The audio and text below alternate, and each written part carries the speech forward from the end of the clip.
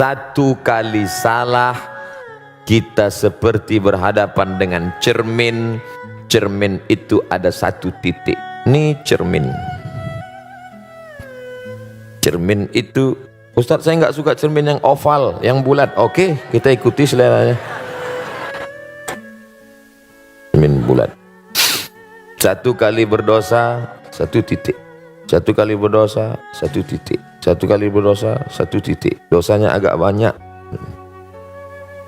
Sampai akhirnya hitam cermin itu. Kalau sudah cermin itu hitam, maka orang yang putih pun akan melihat wajahnya hitam di cermin. Hati menjadi hitam gara-gara dosa.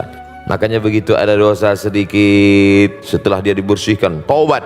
Ya ayyuhalladzina amanu, hai orang beriman, tubu ilallah, taubatlah kepada Allah taubatan nasuha, bersih sebersih-bersihnya, bersih.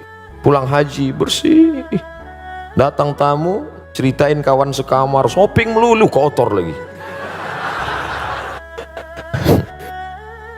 Begitulah Allah Subhanahu wa ta'ala. Makanya yang sudah suci bersih jangan kau kotori. Suci bersih, begitu ada terasa sedikit, astaghfirullahaladzim alladzi la ilaha illa huwal hayyul qayyum wa atubu ilaih. Cermin ini bukan mau ngelihat yang tidak-tidak, tapi melihat diri kita. Ketika kita merasa diri kita bersih, tidak ada dosa, sesungguhnya saat itu kita sedang berdosa. Yang paling baik adalah melihat diri kita tempat segala silap, salah dan dosa. Ustadz Somad kan ustadz, ada dosanya? Ada. Masih digoda setan, setannya ustadz juga. Oleh sebab itu maka senantiasa merasa ini, diri ini banyak silap, banyak salah, banyak dosa. Fisik, psikis. Tapi Allah Maha Baik, maka dia buatkan obatnya. Aflaha, beruntung yang sudah membersihkan dari segala penyakit ini, lalu kemudian yang kotor-kotor tadi dibersihkan. Maka dibersihkanlah dia dengan cara orang yang takabur, sombong. Apa obatnya? Tawadhu. Takbur, tawadhu. Orang yang riya, memperlihatkan amalnya, apa obatnya? Ikhlas. Orang yang berkeluh kesah dengan segala macam ujian hidupnya, apa obatnya? Ridha. Ridha, menerima dengan tawakal. Ridha, melepaskan segalanya kepada Allah.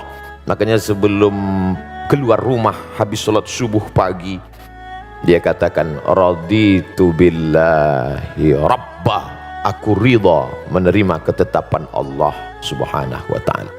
Memangnya kita berkeluh kesah, marah, ngamuk, numbuk dinding, selesai masalah. Kalau kita sedang dililit masalah, kita tumbuk dinding, insya Allah yang masalah lama selesai, muncul masalah baru, tangan patah. Makanya lepaskan segalanya, ambil air wudhu, siram gejolak api dalam hati tadi, angkat kedua tangan. Kalau kebetulan pagi sholat duha, Allah Akbar. Kalau kebetulan malam sholat tahajud. Kalau sekeliling dunia ini sudah tak mau lagi mendengar omongan kita, keluh kesah kita, tak ada lagi kawan tempat mencurahkan kerisauan kita, maka berbisiklah ke tanah, berbisiklah ke bumi, berbisiklah ke lantai. Malaikat-malaikat di langit akan melihat di tengah malam gelap itu ada satu rumah yang terang benderang. Itu rumah siapa? Rumah orang yang bertahajud. Besok malam dia lihat lagi, itu rumah siapa? Rumah tahajud. Besok malam dia lihat lagi bercahaya, itu rumah siapa? Rumah bertahajud. Malam berikutnya dilihat, kenapa padam? Masalahnya sudah hilang, dia berhenti tahajud. Kenapa ketika ada masalah baru kita mengadu kepada Allah Subhanahu wa ta'ala? Walaupun 2 rakaat, walaupun singkat, walaupun pendek. Afdalnya tahajud jam 1, jam 2, betul. Tapi jangan gara-gara mau mengejar jam 1, jam 2, lalu jam 4 kita tidak tahajud. Bangun jam 4, nggak afdol, langsung tidur. Kenapa bangun jam 4? Memang jamnya di setel jam 4, ya jam 4. Coba setel jam 1, jam 2. Oleh sebab itu maka ini semua adalah obat-obat dan penyakit. Setelah itu Allah Ta'ala berikan, sama seperti dokter.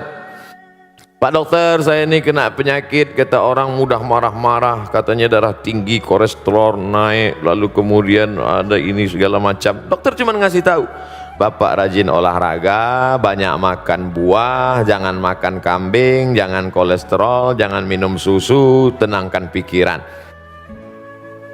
Ini obatnya, ini 1 hari sekali, yang ini dimakan setelah makan, yang ini dimakan sebelum makan, yang ini 3 kali. Habis itu terserah.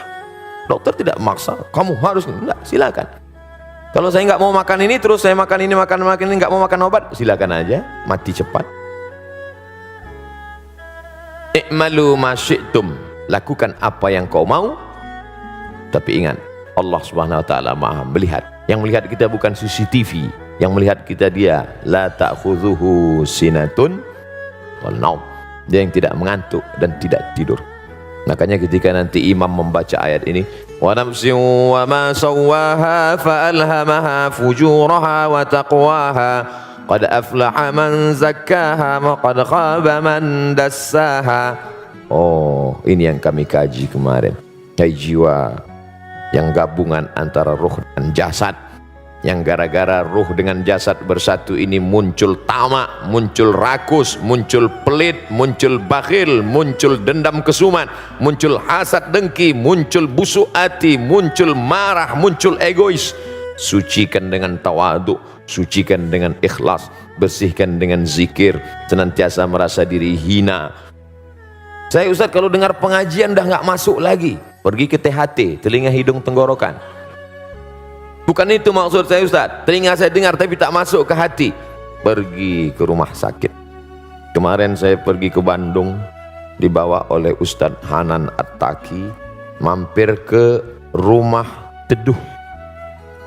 Ternyata hati yang panas mampir ke rumah teduh itu teduh, meleleh air mata.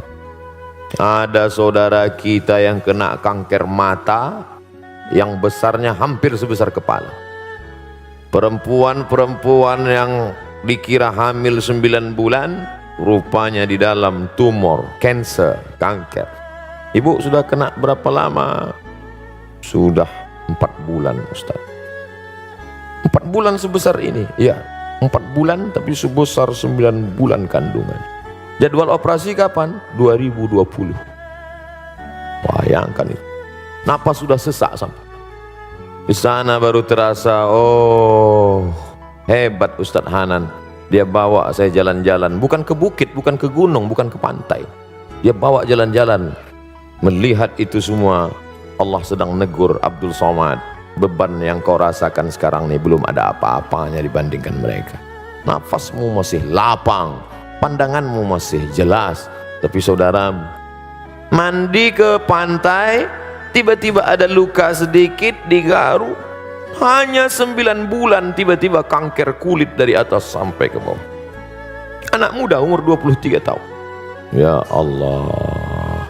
Sampai di sana saya diminta menyampaikan tausiah kepada Al-Mukarram bersama tausiah. Baru megang mic sudah. Mana suara menggelegar tablik akbar? Hilang. Jadi untuk merontokkan sifat-sifat yang jelek baik fisik psikis ini, tak selamanya pengajian, tak selamanya ceramah. Tapi jangan gara-gara ini nanti jadi sunyi pengajian. Kemana semua? Kenapa kalian nggak ada? Tak selamanya pengajian itu. Kita harus selalu lihat orang sakit. Betul. Tidak ada orang nasihati saya. Tak ada ustadz menggurui menasihati saya. Dari mana ustadz mengambil nasihat pelajaran? Dengan pergi ke panti jompo. Kita lihat kulitnya yang keriput, rapuh. Ustadz ini tidak bisa lagi dimasukkan jarum suntik. Kenapa? Usia sudah 95 tahun, sudah seperti tisu, sobek, lapuh. Kayak Abdul Somad, 40 tahun lagi kulitmu juga akan seperti ini, menggigil, tak dapat tegak. Masih syukur ada yang menyuapi, masih syukur masih ada orang baik. Maka saat ketika melihat itu, saya yakin suami-suami yang sombong, yang kasar, yang tak peduli, yang lihat itu dia, oh ternyata nanti sampai masanya aku duduk di kursi seperti ini, yang menyuapi nanti adalah dia yang baik selama ini. Nah, ibu pun kasih tahu juga, mas kalau macam-macam nanti gini-gini. Jadi tidak selamanya nasihat. Ada nasihat lewat mata lebih masuk ke dalam hati kita. Makanya ada ungkapan lisanul hal, perbuatan, action afsah min lisanil maqal, lebih menyentuh ke dalam hati. Ketika meninggal almarhumah emak saya, lalu pas mengkebumikan mereka tanya, siapa yang masuk ke dalam? Otomatis anak saya dan adik saya masuk dengan Ustadz Zulfadli, sahabat, bertiga kami masuk. Sepupu ada 2 orang masuk ke dalam. Saya bagian kepala, saya yang meletakkan ke dalam. Sunnah untuk menempelkan hidung, kain dibuka, hidung ini sunnah ditempelkan ke tanah. Buka penutup wajah, buka ikatan, tempelkan hidung ke tanah. Saat saya menempelkan itulah rasanya tak ada harga dunia, hilang semuanya. Kau pun akan begini juga nanti Abdul Somad. Anakmu yang akan memegang kepalamu, dimiringkannya ke kanan ke arah kiblat, ditempelkannya hidungmu ke dinding, tak ada jarak lagi. Sekaya-kaya orang belum pernah saya melihat dipasang keramik di bawah. Nanti kalau saya mati posong keramik, posong marmer supaya hidung jangan mencium tanah. Enggak, tetap ikut sunnah, diciumkan hidung ke tanah, menghadap ke arah kiblat, miring. Apa yang dibawa menghadap Allah SWT, insya Allah itu mengikis hasad, mengikis dengki, mengikis angkuh, mengikis sombong. Kalau terasa iman sudah agak kurang, low down, ngaji lagi.